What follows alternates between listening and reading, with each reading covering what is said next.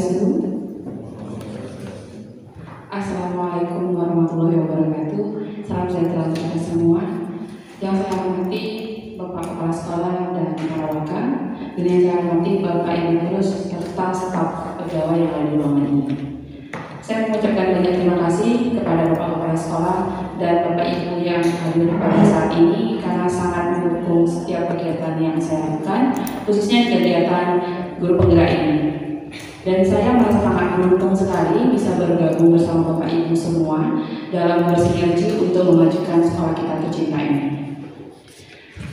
Baik, pada kesempatan kali ini saya akan menyampaikan aksi nyata saya, yaitu mengenai diseminasi pemahaman dan pengalaman saya dalam penerapan budaya positif, di mana hal ini merupakan pemenuhan tugas saya dari guru penggerak. Jadi saya di sini sharing, kemudian berbagi kepada Bapak Ibu semua, dan saya mengajak Bapak Ibu untuk berkolaborasi bersama-sama kita menerapkan pemahaman dan pengalaman budaya positif ini. Dan saya mohon maaf di sini saya bukan menggurui apalagi mengajari Bapak Ibu, karena saya yakin Bapak Ibu semua itu sudah lebih paham dan sudah menerapkan budaya positif ini di sekolah kita ini.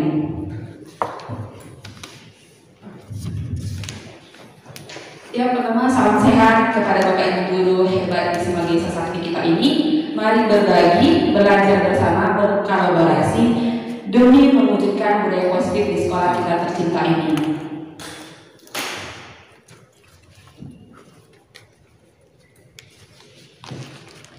Jadi Bapak Ibu semuanya, di sini saya akan menyampaikan 7 konsep utama terkait modul budaya positif, yaitu yang pertama perubahan paradigma belajar, lalu disiplin positif, kebutuhan dasar manusia, motivasi perilaku manusia, posisi kontrol restitusi, keyakinan pembelajaran, dan terakhir segitiga restitusi.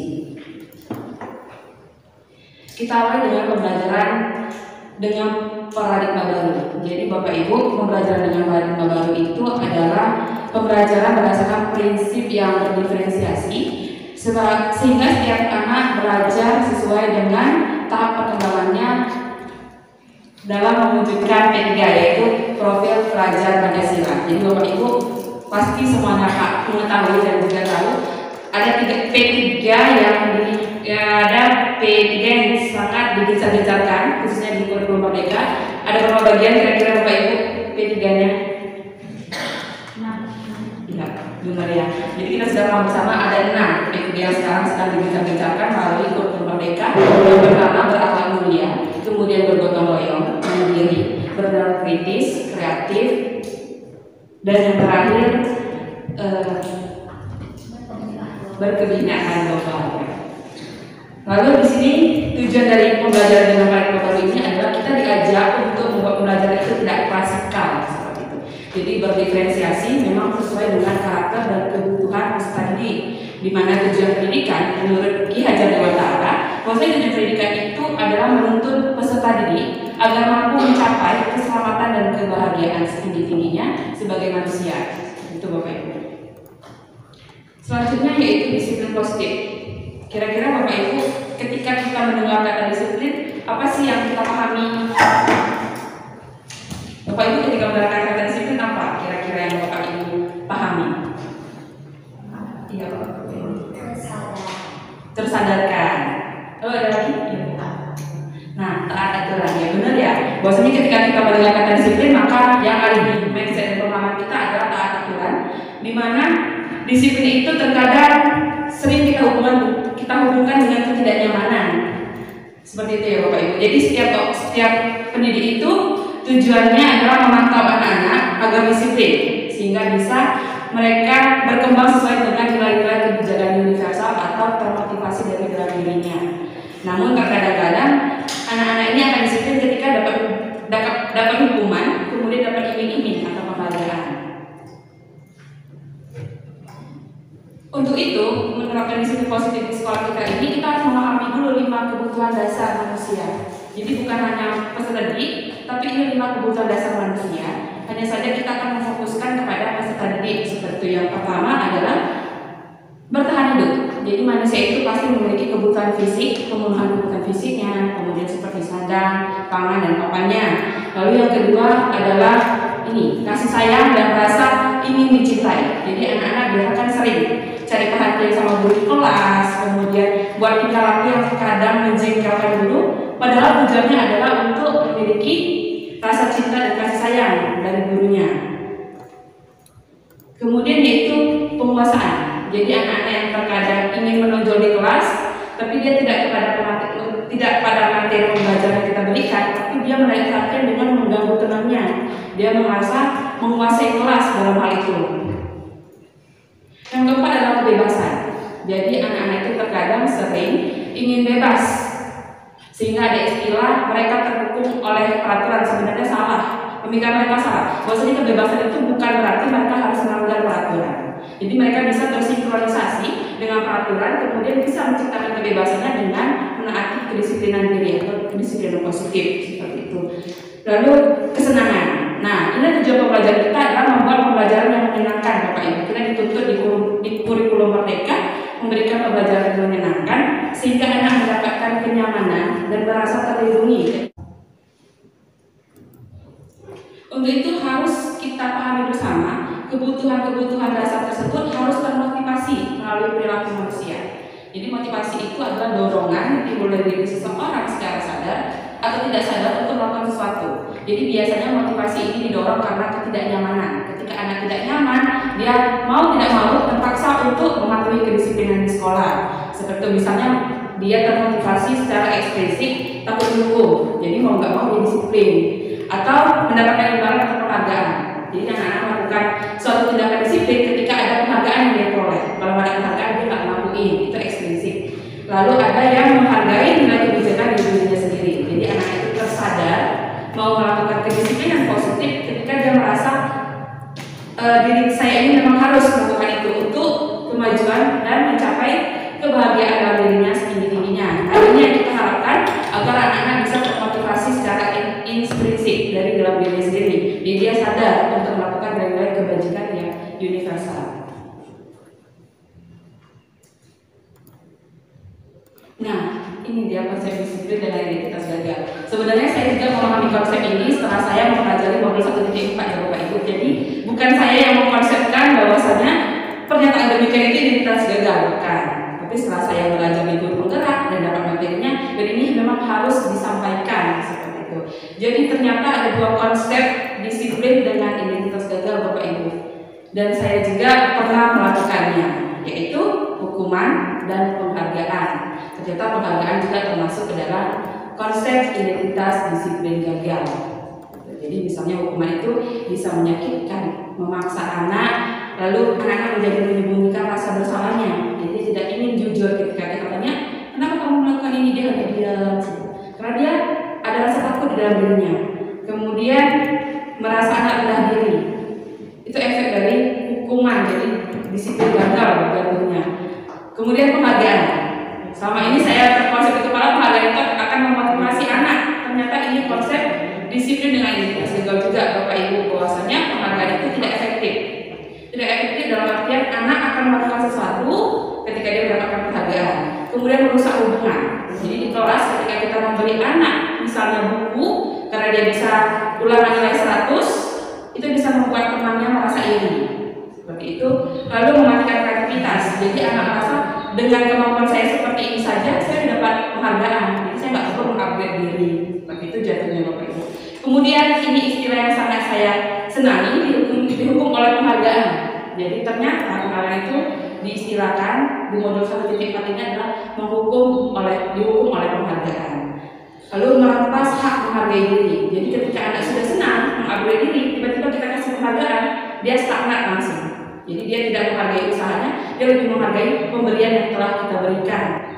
Seperti itu. Nah, bagaimana dengan konsep disiplin dengan identitas sukses? Ada dua juga, yaitu konsekuensi dan restitusi. Jadi konsekuensi ini penempatan dalam jangka pendek. Jadi kita memberikan anak misalnya satu solusi, tapi solusi itu atas kesepakatan bersama, namanya konsekuensi Bapak Ibu. Kemudian perlu monitoring lebih lanjut. Misalnya nih anak-anak dia merobek kertas temannya, jadi kita harus ada monitoring tidak lanjut setelah dia merobek kertas temannya, apakah besok diulang lagi seperti itu. Lalu stimulus, kalau ada stimulus otomatis ada respon. Jadi kita menstimulus kepada anak-anak, setelah kamu merobek kertas temanmu, apa kira-kira yang harus kamu lakukan? Misalnya anak mengganti Lalu peserta didik menghormati peraturan. Kenapa? Karena di sini kita sudah membuat peraturan itu atas kesepakatan bersama. Kemudian ketika dia langgar, kita mengingatkan kembali.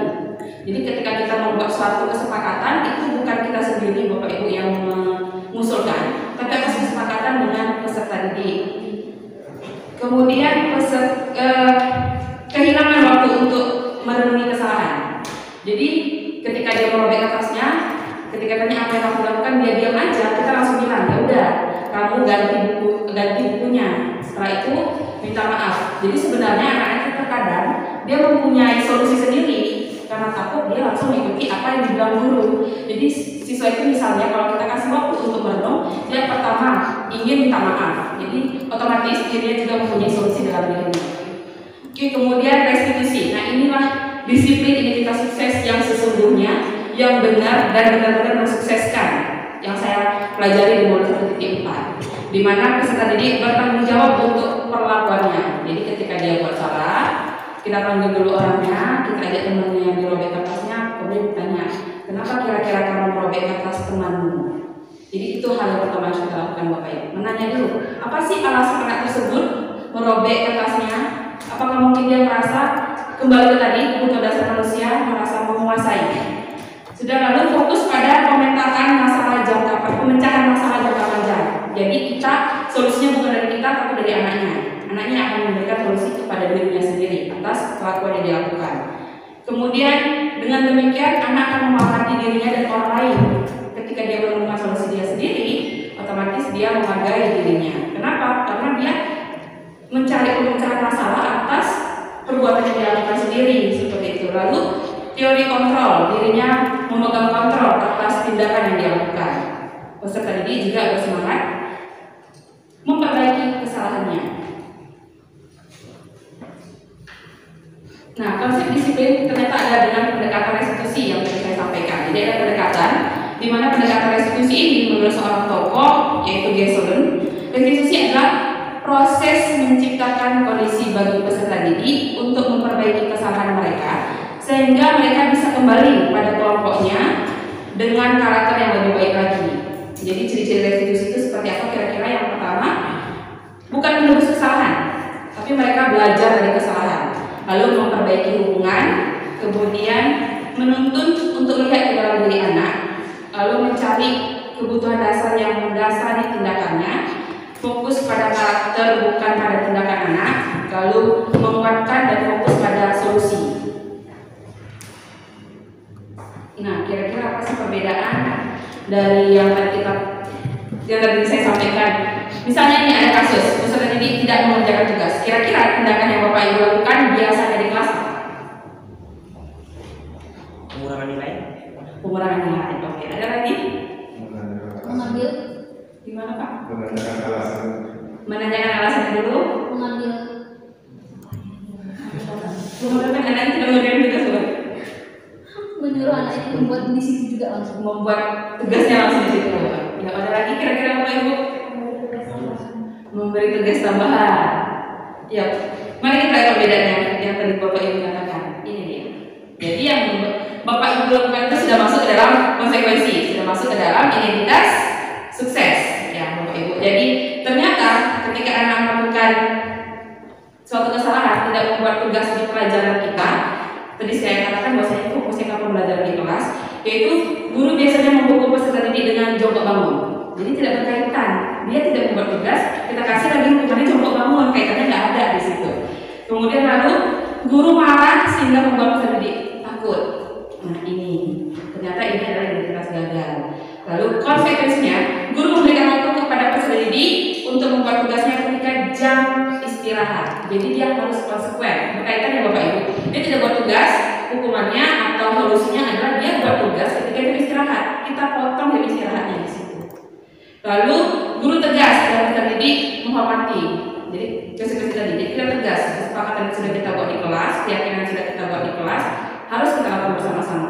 Mana pengurangan nilai berkaitan dengan dia tidak membuat tugas, lalu memberikan tugas double juga termasuk konsekuensi di situ. Jadi idealnya Bapak Ibu sebelum kita ke bagian konsekuensi yang sudah disepakati, kita menanyakan terlebih dahulu ya seperti kata Pak Purna, menanyakan dulu revolusinya. Apa kira-kira kira-kira yang membuat dia tidak membuat tugas? Mungkin di rumahnya lagi ada masalah keluarga, apalagi basic anak-anak kita juga kita sudah pahami bersama. Atau bisa saja dia ketiduran, itu kan kesalahan fatal, ada tugas ketiduran. Lalu guru terbuka, jadi ketika anak yang memberikan alasannya kita harus menerima dulu. Setelah kita terima, kita kasih waktu. Kira-kira setelah kita kasih waktu, jika masih berulang, barulah kita ambil tindakan konsekuensi yang tadi. Seperti itu. Setelah konsekuensi juga tidak berlaku, hukuman yang dijalankan. Jadi bukan berarti hukuman itu tidak boleh, boleh Bapak Ibu. Jadi di mana komunikasi antara anak dengan gurunya di kelas. Jika anak memang sudah fatal dan tidak mengerjakan sama sekali, sudah diberikan solusi bersama, konsekuensi juga sudah dilakukan, maka kita harus mengambil tindakan yang terakhir. Jadi hukuman itu sebenarnya tindakan yang terakhir.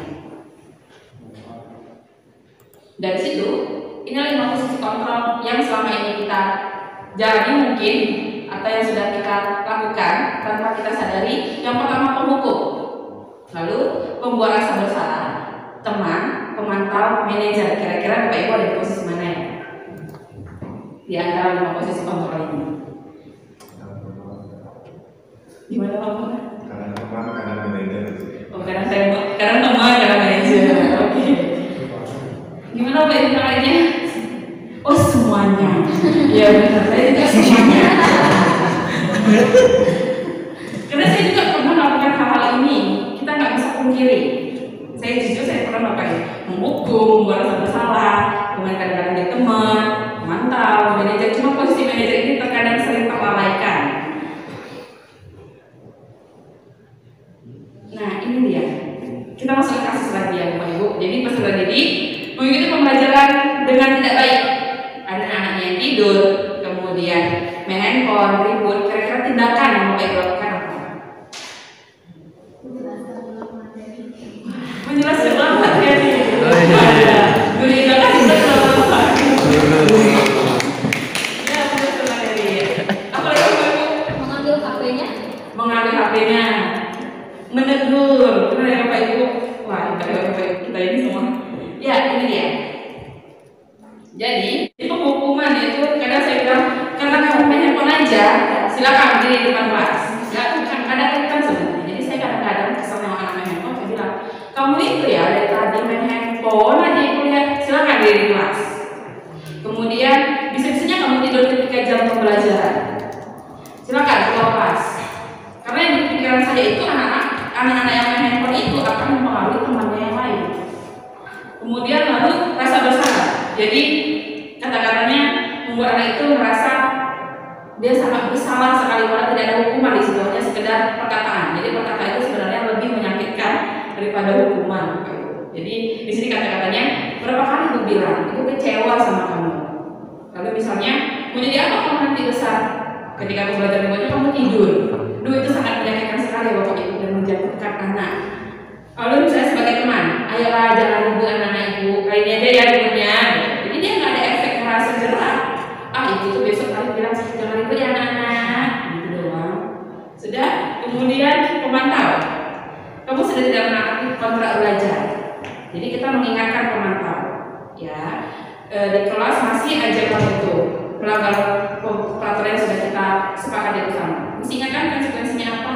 Jadi pemantau itu mengingatkan kembali peraturan yang dibuat dengan konsekuensinya. Lalu kata-kata berikutnya itu coba ingat kembali kontrak belajar kita dan konsekuensinya apa. Sedangkan ini yang sangat diidolakan dan sangat digencar-gencarkan pemerintah kepada para pendidik adalah manajer. Apakah kamu tahu apa kesalahan yang sudah kamu perbuat? Jadi kita menyadarkan dia dulu. Dan itu adalah tekanan terberat. Ya Bapak Ibu, tekanan sangat terberat, sangat berat banget. Kenapa? Karena terkadang tipe anak ini suka-sukain aja. Serasa dia dulunya kita muridnya. Jadi ketika itu apakah kamu tahu apa kesalahan yang kamu buat? Nah dia akan menyadari, merenungi kembali. Lalu dia akan mengatakan, iya Bu saya tahu main handphone. Terus kira-kira kalau kamu main handphone, apa tindakan yang harusnya tidak kamu lakukan ketika kamu belajar ibu? Baik ya Bu saya berjanji tidak akan main handphone lagi. Nah kita tunggu perubahannya, progres perubahannya. Ini keyakinan pembelajaran sebenarnya saya sampaikan di kemarin di visi penggerak. Jadi di materi modul 4 ini juga kita membahas mengenai keyakinan pembelajaran. Jadi Bapak Ibu, selama ini yang saya lakukan di kelas adalah kontrak belajar. Ternyata ketika melakukan kontrak belajar di kepala anak-anak itu langsung ada hukuman ketika dilanggar, gitu ya. Jadi kontrak belajar itu biasanya datangnya dari saya. Saya kasih kontrak belajar, anak langsung mematuhi tanpa ada kesepakatan di kelas. Ternyata itu salah satu identitas gagal. Tidak boleh telat ke dalam kelas ketika mata pelajaran antropologi. Jadi diganti dengan kata positif. Karena judul kita adalah budaya positif. Tidak telat itu berarti harus tepat waktu. Jadi kita bermain kata-kata juga di sini. Kira-kira bukan hukuman namanya Bapak Ibu, tapi solusi. Jadi kegiatan pembelajaran ini saya mulai dengan solusinya sesuai dengan yang diminta anak-anak. Karena saya belum memberikan pemahaman mereka mengenai segitiga restitusi, di mana setiap solusi itu sebenarnya harus berkaitan dengan keyakinan yang dilanggar. Jadi di sini solusi anak-anak adalah nyanyi.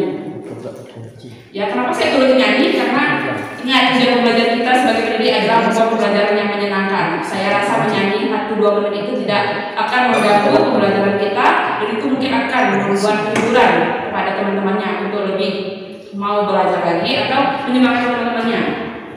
Jadi semangat mereka untuk tidak telat ke kelas karena ada solusinya. Kemudian mengikuti pembelajaran dengan baik yang tadi saya katakan, misalnya dia tidur, main handphone atau ribut, solusinya adalah dia presentasi. Jadi saya sudah akan sediakan materi yang demikian, misalnya PPT. Jadi saya lebih sering membuat PPT, kemudian ada awal-awalnya bergerak supaya memicu antusias anak untuk memperhatikan ke depan. Jadi saya sediakan presentasi, mereka yang tidak mengikuti pembelajaran dengan baik akan mempresentasikan materi yang saya sediain pada slide itu. Jadi saya satu slide, hanya slide itu aja dijelasin sama anak tersebut. Jadi nggak semua materi. Seperti itu Bapak Ibu. Lalu kelas harus bersih. Ini penekanan yang saya sangat tekankan kepada anak-anak, kelas harus bersih. Karena nyamannya belajar itu ketika kita memiliki kelas yang bersih. Kalau anak tidak bersih, risiko bersama nyapu satu kelas. Jadi anak harus nyapu bersama-sama. Dan yang satunya adalah bagian di mana dia duduk. Dalam keadaan direkam. Jadi anak nyapu bagian mana dia duduk, bagian depan baru tugas piket yang nyapu. Seperti itu. Kemudian SBK. Ini memang benar-benar kita harus miliki ya Bapak Ibu SBK. Jadi saya itu sering searching di YouTube, di Instagram, pembelajaran yang ada SBK-nya. Lalu guru memberikan motivasi. Ini adalah permintaan anak-anak. Guru harus memberikan motivasi Bu sebelum pembelajaran atau setelah pembelajaran. Jadi saya harus menyiapkan satu kata motivasi sebelum mereka selesai pembelajaran atau sesudah pembelajaran. Lalu soal ulangan tunggal. Jadi saya sering ngasih soal ulangan itu beranak Bapak Ibu. Jadi mereka nggak mau soal ulangan itu beranak, mereka punya soal ulangan tunggal. Misalnya sebutkan 3 langkah-langkah penelitian etnografi. Udah Pak pakai contoh bawahnya. Jadi soal nomor 2 contoh penelitian etnografi yang sudah dilakukan di lapangan. Mereka nggak mau beranak seperti itu. Lalu ikut membuat tugas kelompok, kalau enggak tugasnya double. Ya itu lebih kepada konsekuensi. Karena saya belum menyampaikan kepada anak mengenai budaya positif. Jadi dengan tahap-tahapan yang berikut keyakinan kelas pembelajaran saya lakukan, saya percaya dan yakin anak-anak semuanya siap ceria. Jadi ceria itu cerdas, religius, inovatif, dan aktif. Jadi tujuan saya buat anak di kelas itu benar-benar ceria. Nah, gimana sih cara pembuatan keyakinan pembelajaran? Yang pastinya adalah kalimatnya abstrak, jadi tidak terlalu dekat. Dalam artian misalnya mengikuti pembelajaran dengan baik. Jadi abstrak, ya, tidak mengikutinya seperti apa biasanya. Lalu berupa pernyataan universal, sedikit aja agar mudah diingat. Jadi nggak usah banyak-banyak Bapak Ibu memberikan keyakinan pembelajaran. Setelah itu sesuai dengan kondisi kelas dan dibuat dalam bentuk kata-kata positif, lalu semua siswa dilibatkan dalam pembuatannya. Segitiga restitusi, dan ini sudah saya lakukan. Memang konsepnya adalah sudah ada, maksudnya dialognya sudah ada, saya menyediakan di direkam. Jadi kira-kira bentuknya seperti ini Bapak Ibu.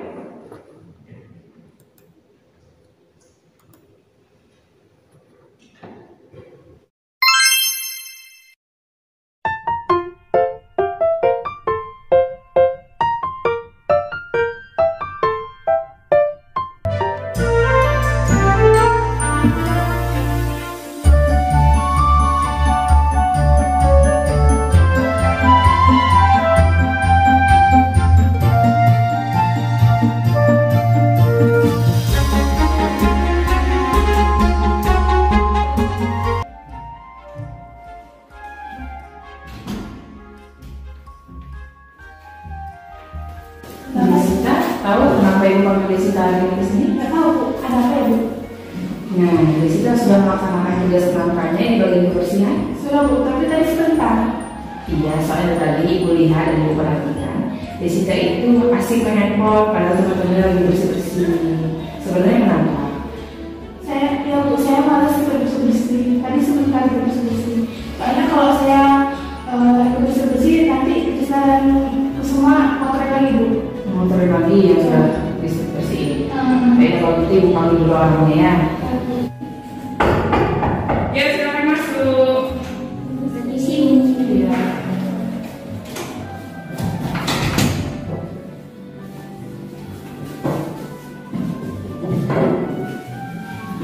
Ada apa ya Bu?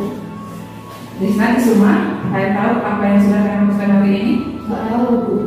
Nah, hari ini Desita tidak ikut bersih-bersih. Dia hanya ikut sebentar, karena setiap Desita bersih-bersih, kalian mengotori lagi tuh bagian yang sudah dibersihkan Desita. Iya Bu. Ya kami hanya bercanda Bu, biar Desita yang bersihkan lagi. Saya mengaku salah karena sudah mengotori kelas kita dibersihkan. Sebenarnya di sini ibu bukan mencari siapa yang salah dan siapa yang benar. Di sini kita dan kalian itu ibu panggil supaya kita menemukan solusi untuk permasalahan yang sudah kalian lakukan. Ya Bu, saya minta maaf karena hari ini saya tidak ikut bersih sampai selesai. Saya minta maaf ya Bu. Saya minta maaf ya Desita. Ya. Saya minta maaf. Ya, saya minta maaf. Ya. Ya baik anak-anak ibu, kira-kira apa sih solusi yang harus kalian lakukan agar hal ini tidak terulang lagi? Saya janji tidak akan mengulangi perbuatan saya dan tidak akan mengotori kelas lagi. Kami berkomitmen dan bertanggung jawab kalau mengotori kelas lagi. Kami akan membersihkan ulang kelas itu dan tidak menyuruh Desita. Baik ya, kalian sudah membuat solusi sendiri dan itu sudah bisa dilaksanakan. Ibu yakin kalian adalah anak-anak yang baik dan bertanggung jawab terhadap apa yang sudah kalian omongkan dan akan kalian lakukan. Terima kasih anak-anak ibu. Baik, sekarang kalian sudah boleh balik ke rumah.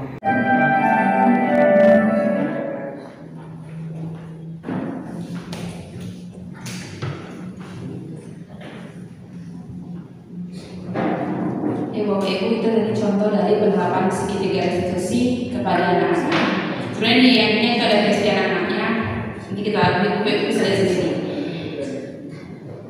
Jadi sekian mengenai nilai positif yang saya sampaikan. Semoga ini bisa kita lakukan bersama dan kita terapkan di sekolah kita, khususnya di pembelajaran yang Bapak Ibu ampuh.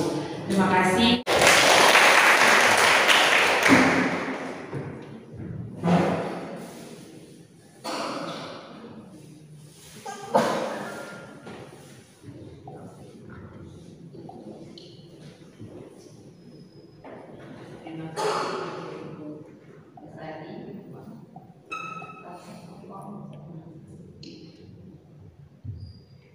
Berikutnya adalah pengarahan dari Bapak Kepala Sekolah untuk waktu kami persilakan.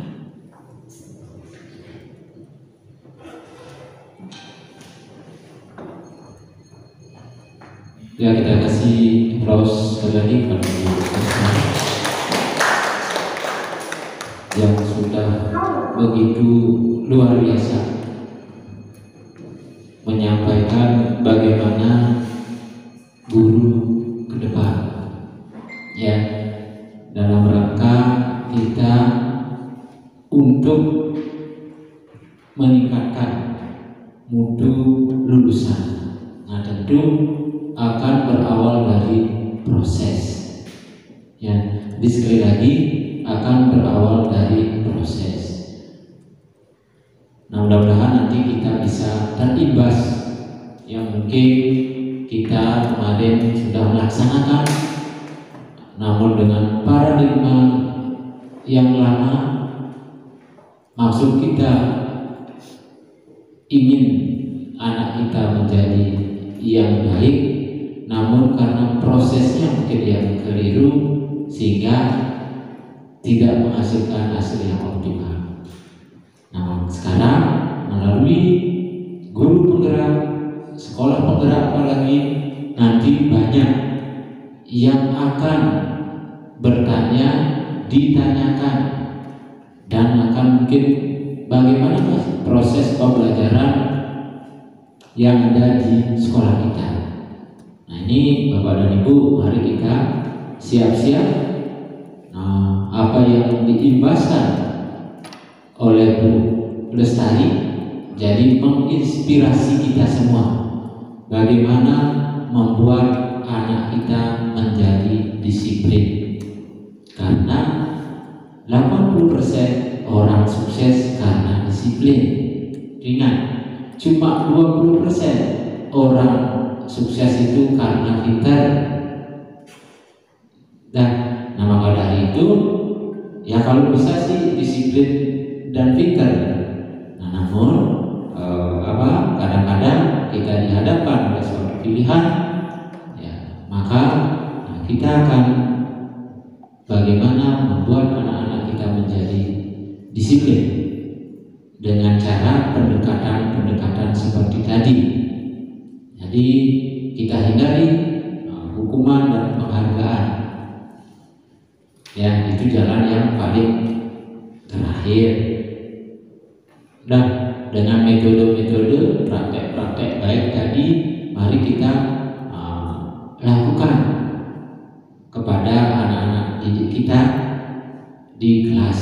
Bagaimana supaya anak itu menjadi senang belajar di kelas.